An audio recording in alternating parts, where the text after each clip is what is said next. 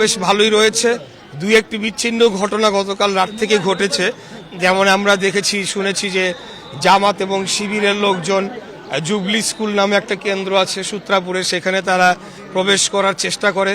তার আগে আমরা দেখেছি যে সূত্রাপুরের জামাতের নায়েবে আমির সে সহকারী প্রিজাইডিং অফিসারদেরকে ঘুষ প্রদানকালে আটক হয় এবং তাকে 2 দিনের জেলে দেয়া হয়। তো আমার কথা হলো যে যারা এত সহি, এত সাধু, এত সুফি, নিজেদেরকে এত পরিষ্কার বলে দাবি করে আসছে, তারা ভোটের আগের দিন প্রিজাইডিং অফিসারদেরকে হাতে নাতে ঘুষ দিতে গিয়ে ধরা পড়ে। এদের মুখোশ উন্মোচিত হয়ে গিয়েছে, জনগণ এদেরকে চিনে ফেলেছে। তাই আমি মনে করি যে আজকে সারা বাংলাদেশেই ধানের শীষের পক্ষে বিপুল ভোটে জয়লাভ করিয়ে জনগণ আমাদেরকে ভোট দিবে, এটা আমি বিশ্বাস করি। আমি বলবো যে নতুন ভোটারদের উদ্দেশ্যে বলবো যে 24-এর যে রক্তাক্ত গণ অভ্যুত্থান হয়েছিল, সেখানে বহু মানুষ জীবন দিয়েছে, যেই কারণে সেটি যদি সফল করতে হয় তাহলে অবশ্যই সবার উচিত হবে ভোট কেন্দ্রে আসা এবং তাদের ভোটটি দেয়া এবং নিশ্চিত করা যে তারা তাদের ভোটাধিকারটি প্রয়োগ করেছেন। কারণ এই ভোটাধিকার প্রয়োগের মাধ্যমেই কিন্তু আগামী দিনে যে সরকার আসবে তাদেরকে একটা জবাবদিহিতামূলক সরকার আমরা প্রতিষ্ঠা করতে পারবো এবং নতুন বাংলাদেশ গড়ার জন্য যে এত মানুষ শহীদ হয়েছে সেই লক্ষ্য অর্জন করতে পারবো।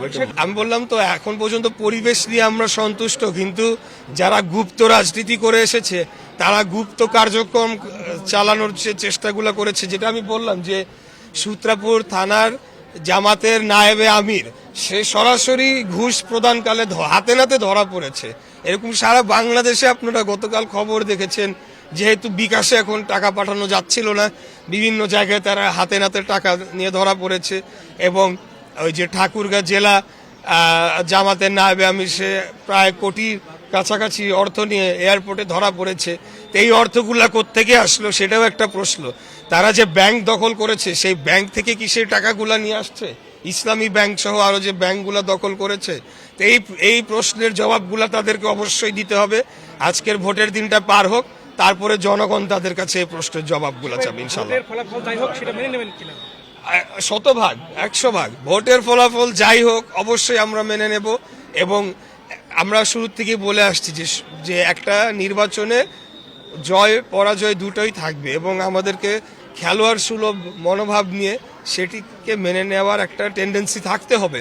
এটা যখন থাকে না, তখনই কিন্তু দেখা যায় যে প্রার্থীরা মরিয়া হয়ে ওঠে এবং ভোট কেন্দ্র দখল সহ নানা ধরনের ভোট কারচুপির আশ্রয় নেওয়ার চেষ্টা করে। এটা করা উচিত নয়। একবার ভোটে যদি কেউ পরাজিত হয়, পরের বার সুযোগ রয়েছে, তো সেইভাবেই থাকুক জিনিসটা।